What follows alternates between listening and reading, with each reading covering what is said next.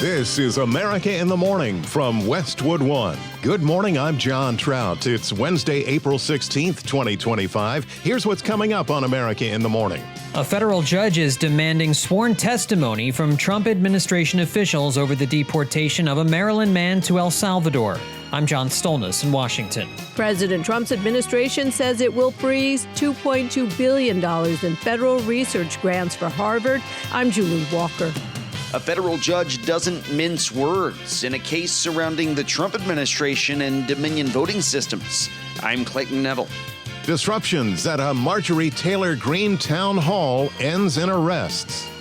On Wall Street, United Airlines with decent quarterly results, but it's cutting flights. We'll tell you why. I'm Jessica Ettinger.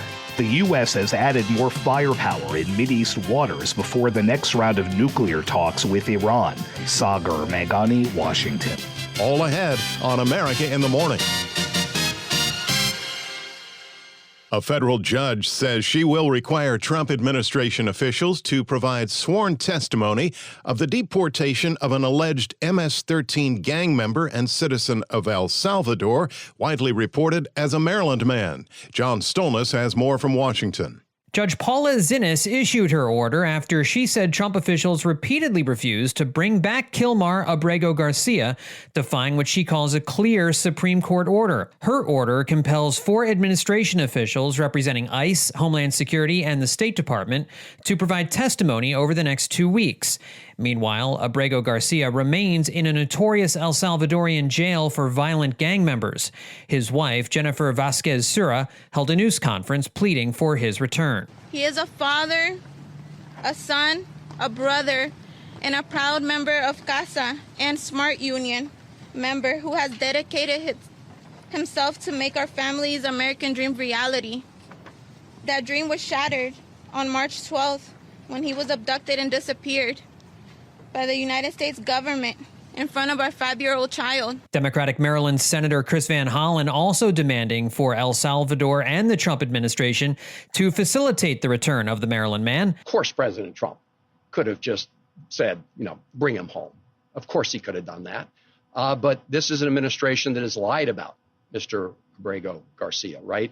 The vice president of the United States tweeted out that he had a criminal record. That was a lie. They're just lying. White House Press Secretary Caroline Leavitt was asked yesterday if she's worried Trump administration officials could be held in contempt if it's found they're violating the Supreme Court's unanimous order to facilitate Abrego Garcia's return. We are complying with all court orders.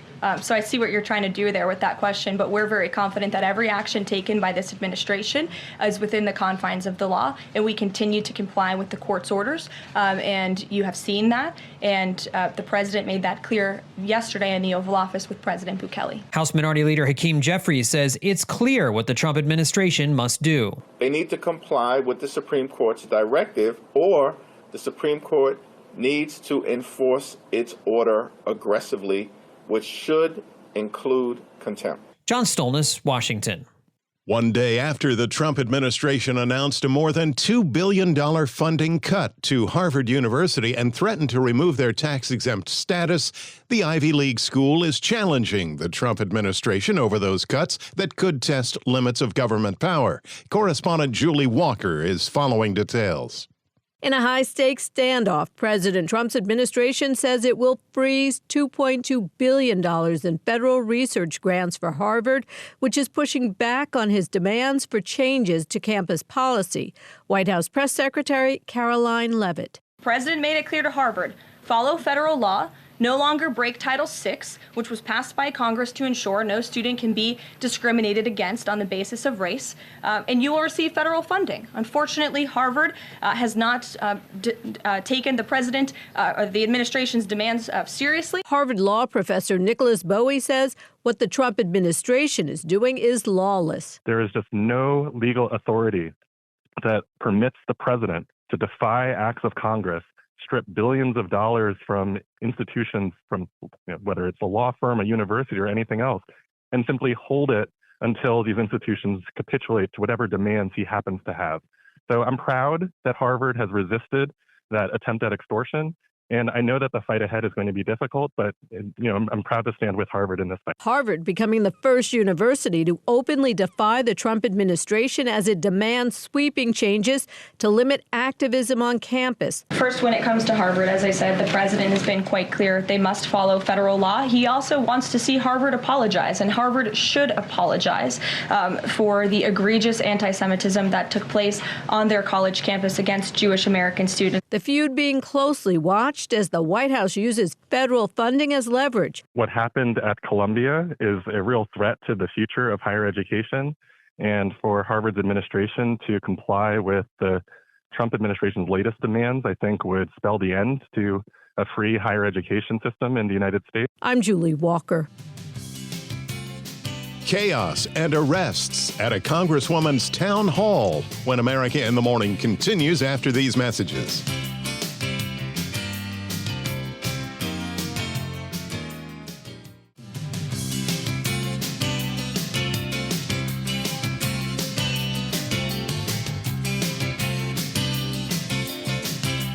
What's happening in weather? Here's the Wednesday forecast on America in the Morning with AccuWeather.com meteorologist Matt Rindy. Matt? A powerful northerly wind will continue to drive colder air southward into the northeast and middle Atlantic today from a storm in eastern Canada. This will be cold enough to produce snow showers in portions of northeast Ohio into northwest Pennsylvania and continuing to northern New York and New England. A few places could have some slippery travel this morning with an inch or two on the ground to start the day. Outside of the snow, there will remain clouds and breaks of sunshine throughout the region. Those strong winds will produce frequent gusts of 40 miles per hour with a few gusts of 50 miles per hour in parts of the Appalachians in West Virginia and Virginia. Afternoon temperatures through the region will be largely in the 40s and 50s with a few 30-degree readings in higher elevations in the north, and this is about 10 to 20 degrees below the historical average. There will be some recovery of this chilly air in the western Great Lakes as the system moves eastward. Highs will bounce back into the 50s with the return of some sunshine. But the truly warmer air will be returning to the plains states today from Texas to South Dakota. Many areas will be in the 80s and 90s. There will be sunshine for most. But AccuWeather severe weather experts are watching a system moving out of the central Rockies late today into tonight from eastern Kansas into Missouri and also expanding into southeast Nebraska and southern Iowa. And these storms have the potential to produce damaging winds and hail. Another system will be diving southward through Canada into the northern Rockies today with some showers and thunderstorms forming through Montana into Idaho and northern Wyoming. That's the weather across America. It'll be a blustery, chilly day in Burlington, Vermont with a rain or snow shower and a high of 42. Cedar City, Utah will have clouds and some sun and an afternoon shower with a high of 73. That's the nation's weather. I'm AccuWeather.com meteorologist Matt Rindy. Follow us wherever you get your podcasts. You can listen on your preferred platform by searching America in the Morning in your favorite listening app. A federal judge had stern words for the Trump administration in a lawsuit surrounding alleged targeting of a private law firm for its ties to Dominion voting systems. Following the case is Correspondent Clayton Neville.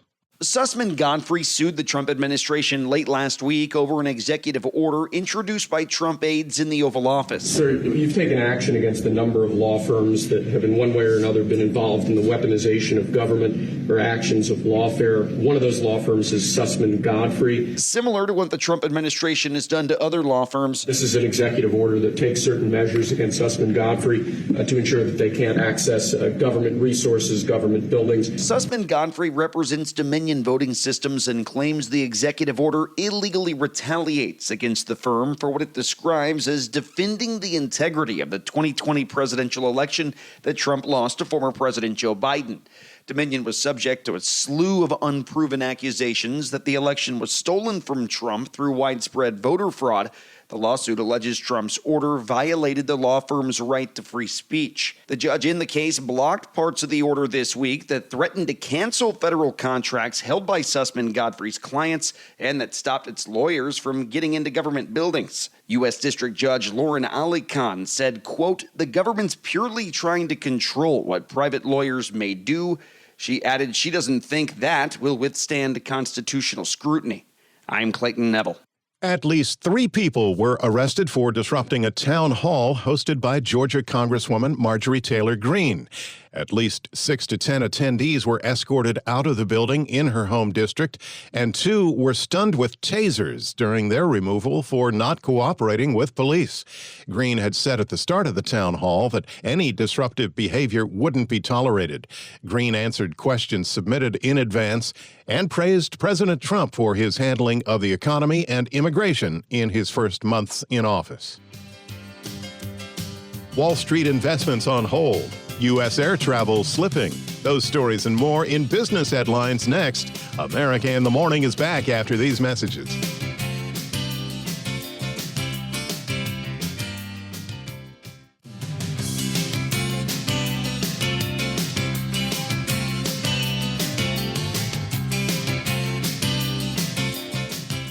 The Business Report is brought to you by Fisher Investments. Fisher Investments takes a disciplined approach with investing, helping clients navigate volatile markets. Learn more at FisherInvestments.com. With the midweek edition, here's CNBC's Jessica Ettinger. Wall Street opens this morning after a losing day for the major averages yesterday. Investors spooked by headlines that the U.S. and U.K. tariff negotiation isn't going so well, and the CCP is telling Chinese airlines not to take delivery of Boeing jets they ordered. Many investors are just on hold. I've taken some risk down in my personal portfolio, and I'm waiting. I think we're going to have volatility for quite a while. I would not even hazard a guess as to what any stock will do over the next few months, simply because we're in the type of market which doesn't happen that often, but it does happen, where there's only one variable that matters. And right now, the variable that matters is the President of the United States, and I can't handicap that right now. That's former Neuberger and Berman portfolio manager Steve Eisman on CNBC. He hosts the Eisman Playbook podcast. United Airlines out with better than expected earnings in the last quarter after the closing bell last night, but it's cutting flights. It says demand in the U.S. is slipping. International and premium cabin revenue rose during the first quarter, but domestic coach sales dropped. The travel slowdown is real for those not flying first or business. OpenAI considering building a social network to compete with Elon Musk's X and Meta's Instagram. That from a source confirming to CNBC. The Verge first reported it. Bank of America reported strong quarterly results. The CEO tells CNBC their customers have jobs and for now are still spending. Our consumers in the first quarter of 25 moved 4% plus more money out of their accounts than they did in the first quarter of 24. So the consumers are still spending money despite there's polls that say they're going to stop. They have not stopped yet. Their credit quality is strong. They still have money in their accounts. They're employed, and the wage growth has been strong. So unless we have more layoffs and more job loss, when that happens, the consumer will slow down their spending. B of A CEO Brian Moynihan on CNBC. But Moody's economist Mark Zandi tells CNBC, looks like a shift in the job market is on the way. The storm is in front of us, and it's heading in our direction. And if things don't dissipate pretty soon, I think the economy is going to be in trouble. The consumers are telling us that they're really very nervous about what's going on. And, you know, they haven't seen the tariff hikes flow through to prices yet. But once they do, which is an effective tax increase, I think that'll be enough to get them to pull back, and we'll start to see much softer spending numbers. I think we should be on high alert. On today's watch list, we get earnings from Travelers, Abbott Labs, U.S. Bancorp, ASML, Prologis, CSX, and Alcoa. We get retail sales numbers for March. The NBA play-in tournament is on. 2 more games tonight. CNBC's Jessica Ettinger. When we return on America in the Morning, U.S. aircraft carrier headed to the Middle East. After these messages.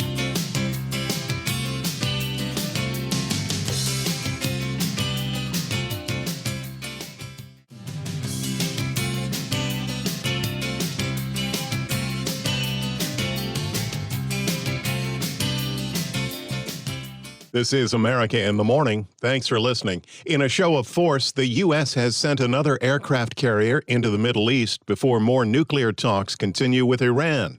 Washington correspondent Sagar Meghani reports. The U.S. has added more firepower in Mideast waters before the next round of nuclear talks with Iran. Satellite images show the aircraft carrier Carl Vinson and its strike group are now in the Arabian Sea. The carrier Harry S. Truman was already in the region. And U.S. Central Command posted videos of fighter jets launching from the carriers in what it calls 24/7 strikes on Yemen's Iranian-backed Houthi rebels. The strikes come as U.S. and Iranian negotiators prepare to follow up on last weekend's talks. Positive, constructive, compelling. U.S. envoy Steve Witkoff tells Fox News Channel's Hannity the aim is to solve the nuclear issue diplomatically. Iran's supreme leader endorsed progress in the talks, saying we shouldn't be overly optimistic or pessimistic. But he did note, of course, we don't fully trust them. We know who we're dealing with. Sagar Meghani, Washington.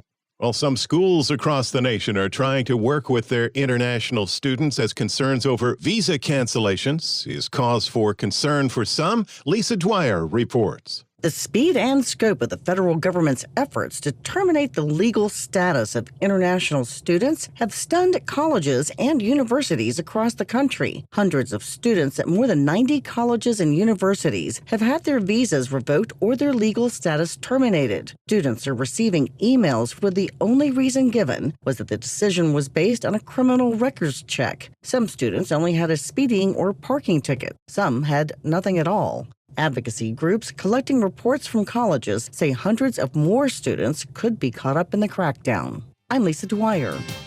America in the Morning for Wednesday, April 16th, 2025 is produced by Jeff McKay. I'm John Trout. This is Westwood One.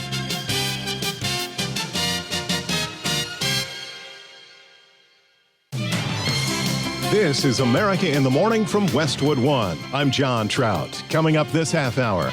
As the Trump administration looks closely into autism diagnosis, new numbers are out by the CDC. I'm Clayton Neville.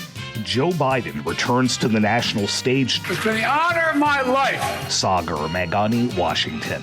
A judge has blocked the Trump administration's plan to end a Biden-era parole program. I'm Sue Aller. Are there security leaks in the Trump administration? A top advisor is on leave. I'm Katie Clark with details. Unlimited clean energy now looks likely. I'm tech correspondent Chuck Palm. It's the great Easter basket question, to peep or not peep. I'm Mike Hempen. Back after these messages.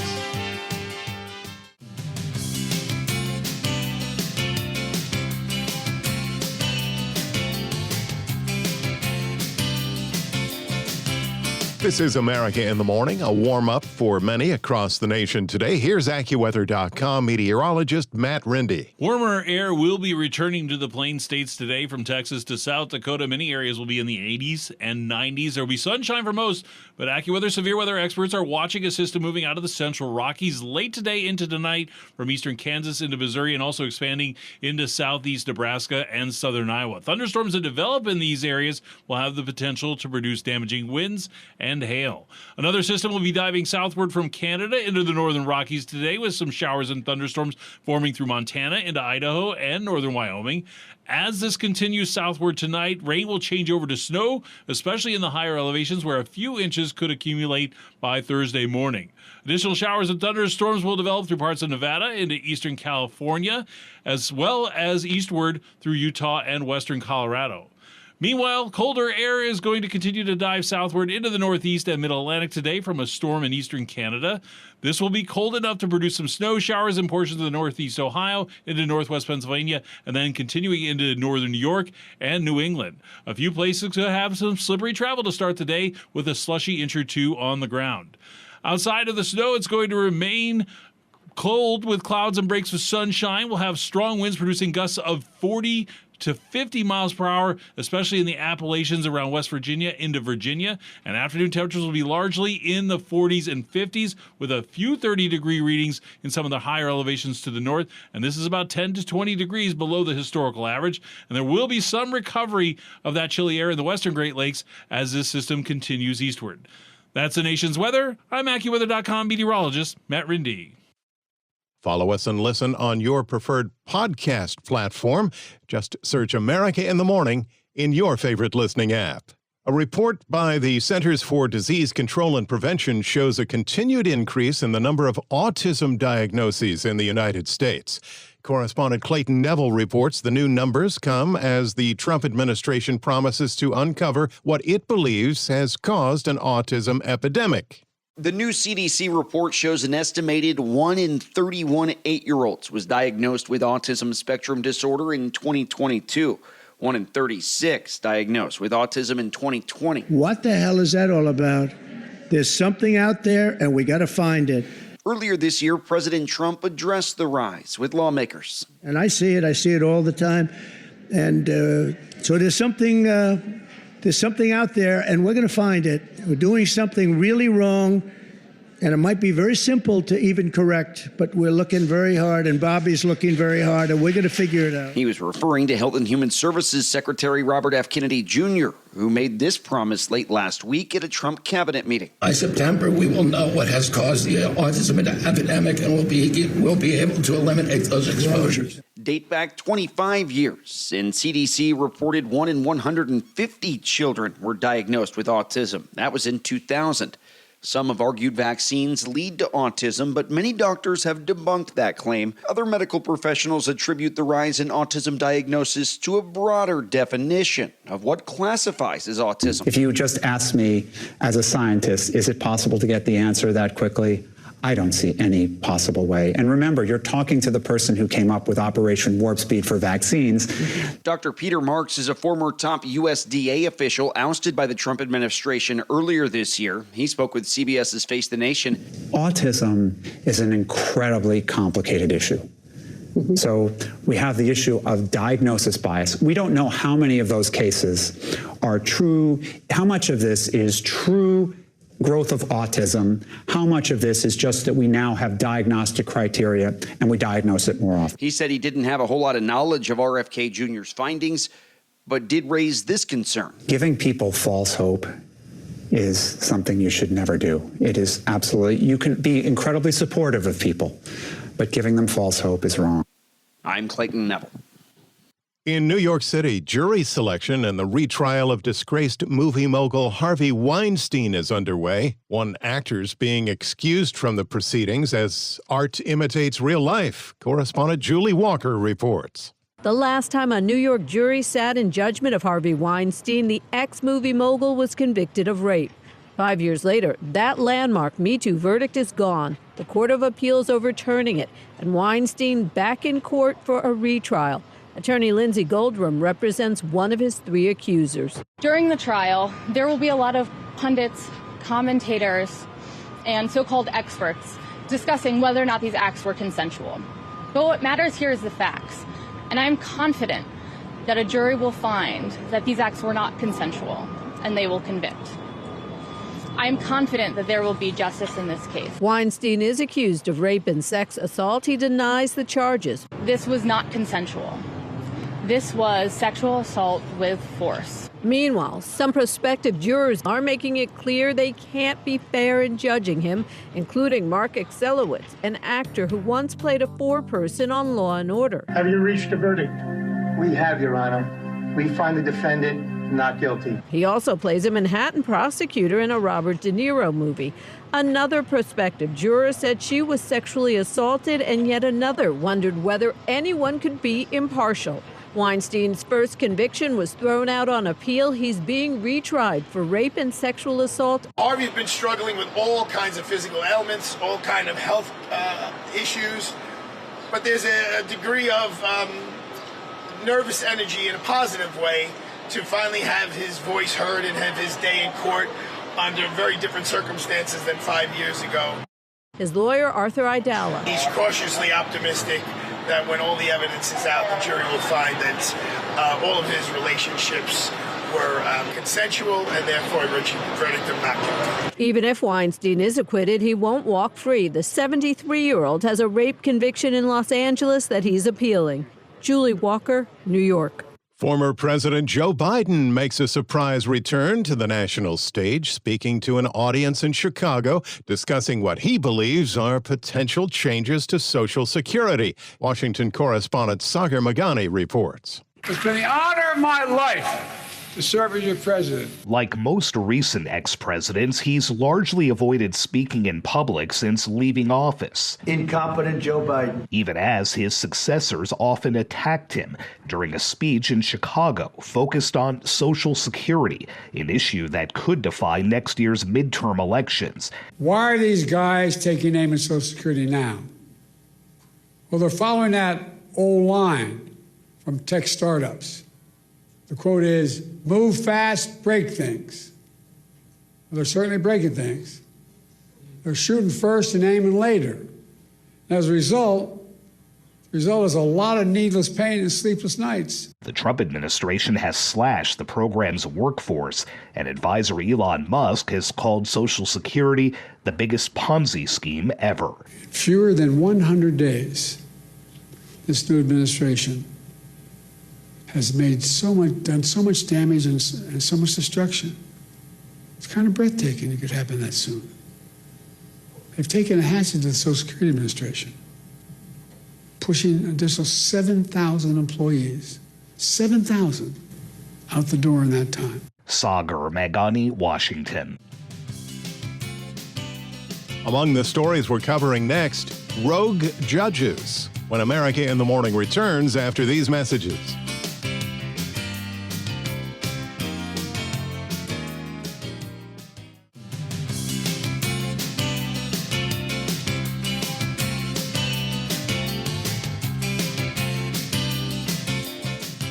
The White House slammed rogue judges during a press briefing Tuesday after a federal judge blocked the Trump administration from revoking the legal status and work permits of more than 530,000 migrants from countries including Cuba and Haiti.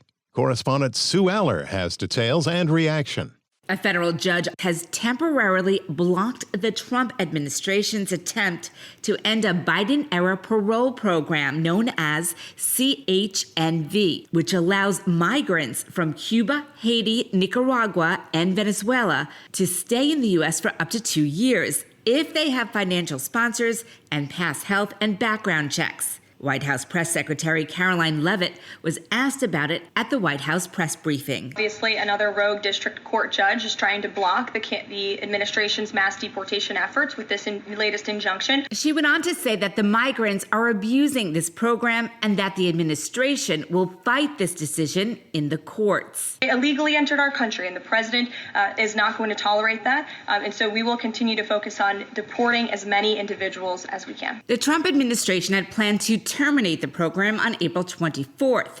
This ruling preserves the legal status of over 500,000 migrants until their original parole end dates, giving them temporary protection from deportation. I'm Sue Aller. The Pentagon places a top advisor to Defense Secretary Pete Hegseth under administrative leave after a probe into potential leaks of sensitive information. With more on the move, here's correspondent Katie Clark. A top advisor to the Secretary of Defense was escorted out of the Pentagon and put on administrative leave on Tuesday for possibly leaking sensitive information. Dan Caldwell, who works closely with Pete Hegseth as his top advisor, is under investigation after being identified as someone who potentially leaked sensitive internal information. The Department of Defense did not give many details about the investigation other than Caldwell is being investigated for, quote, recent unauthorized disclosures. Dan Caldwell had worked with Pete Hegseth previously at Defense Priorities and Concerned Veterans for America, going back as far as 2013. Last month, the Department of Defense announced that their investigation into breaches of national security would include using polygraphs as part of their investigations. The Trump administration has announced using polygraph machines as part of investigating government employees to discover potential leaks of classified and sensitive information. It's unknown exactly how long Caldwell is expected to be out on leave. I'm Katie Clark. A New Jersey judge has rejected a defense argument that two hockey-playing brothers contributed to their deaths by cycling while impaired. Correspondent Gethin Coolbaugh explains. A judge has upheld all charges against the driver charged with killing hockey players Johnny and Matthew Gaudreau while they bicycled in New Jersey. The ruling comes after defense lawyers Tuesday argued that the brothers may have contributed to their deaths by cycling while intoxicated. Judge Michael Silvanio says that's not relevant under New Jersey criminal law. Witnesses tell police they were riding single file on the edge of the road when driver Sean Higgins swerved around another vehicle and hit them last August. Prosecutors say Higgins was impaired by alcohol and fueled by road rage. I'm Gethin Coolbaugh. A game-changing breakthrough in sustainable clean energy has been announced in France. Chuck Palm has details in today's Tech News. A groundbreaking link in unlimited energy has just been achieved in France. Scientists have just been able to achieve a fusion reaction for over 22 minutes, shattering the previous world record. This milestone is significant because it brings us one step closer to clean energy for homes, cities, cars, and technology without radioactive waste or the environmental damage of traditional nuclear power. Using hydrogen, one of the most common elements in the universe, as fuel, fusion can achieve superheated temperatures about 180 million degrees Fahrenheit and releases a massive amount of energy in the process. Added bonus, the only byproduct is helium, a harmless gas. A global team of scientists from China, the European Union, India, Japan, South Korea, Russia, and the United States are working together on a large fusion project called the International Thermonuclear Experimental Reactor under construction in France. For more, find me at chuckpalm.com. With midweek sports, here's America in the Morning's Robert Workman. NBA playoffs get underway with the play-in round last night. The Magic hammered the Hawks 120-95 to earn the 7th seed in the East. Cole Anthony had 26 off the Orlando bench. This was just an awesome game to be a part of. I was just happy to be out there and, do something to feel like I was contributing to the team. The Magic faced the Celtics in the first round, game 1 Sunday in Boston. The Warriors fought off the Grizzlies 121-116 in the West. Jimmy Butler had 38 points, Steph Curry 37. Golden State will be at 2-seed Houston on Sunday night. This evening, it's the 9-10 games, the Heat at the Bulls and the Mavericks at the Kings. The losers are out. The winners head to Atlanta and Memphis, respectively, on Friday night to determine the 8 seeds. NHL, the playoff chase in the West wrapped up last night. The Wild down the Ducks 3-2 in overtime to snag the top wild card. Joel Eriksson-Ek tied the game with 20 seconds left. Then Matt Boldy won it 18 seconds into OT. Coach John Hines. Took some competitive stamina for us to be able to get it, obviously, with the 82nd game and 20 seconds left. The Blues blasted Utah 6-1 to take the other wild card. In the East, the Blue Jackets blanked the Flyers 3-0 to keep their hopes alive for the last wild card with 1 game to play. Baseball, the Cubs handed the Padres their first loss at home this season, 2-1, thanks to Nico Horner's RBI triple in the 10th inning. San Diego still owns the best record in the bigs at 14-4. Quinn Priester had a no-hitter through 5 innings as the Brewers tamed the Tigers 5-0. Gleyber Torres led off the 6th with a double, and that was it for the Kitties as the Milwaukee bullpen set down the last 12 batters in order. Astros blanked the Cardinals 2-0. Hunter Brown and his band of renown scattered 6 hits. Nationals shut out the Pirates 3-0. James Wood hit a leadoff dinger. Then Jake Irvin and the Fat Men fashioned a 4-hitter. Rangers rounded up the Angels 4-0 behind the 5-hit pitching of Tyler Mahle and the Maguires. That's Wednesday Sports. Easter treats we can't get enough of. When America in the Morning returns after these messages.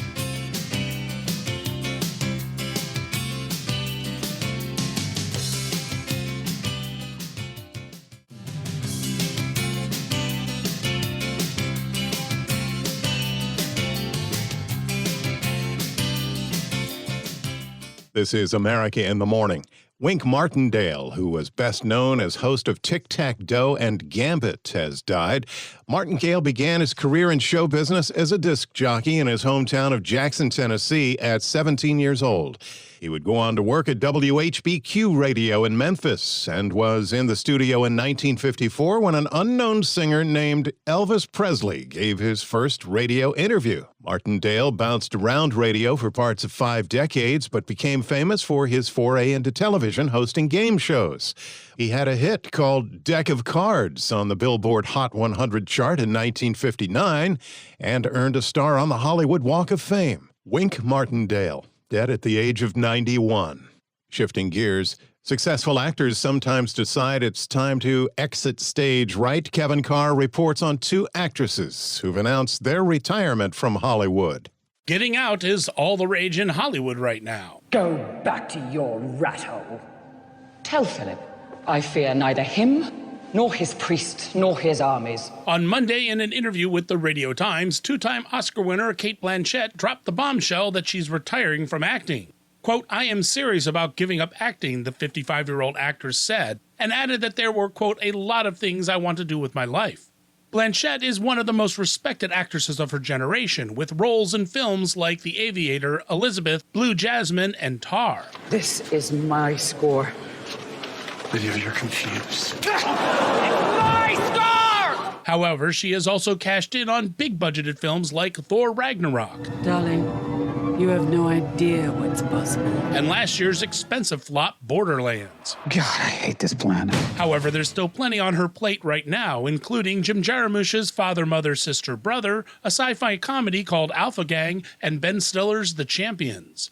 Also notable, though not as well known, actress Courtney Hengeler is also quitting.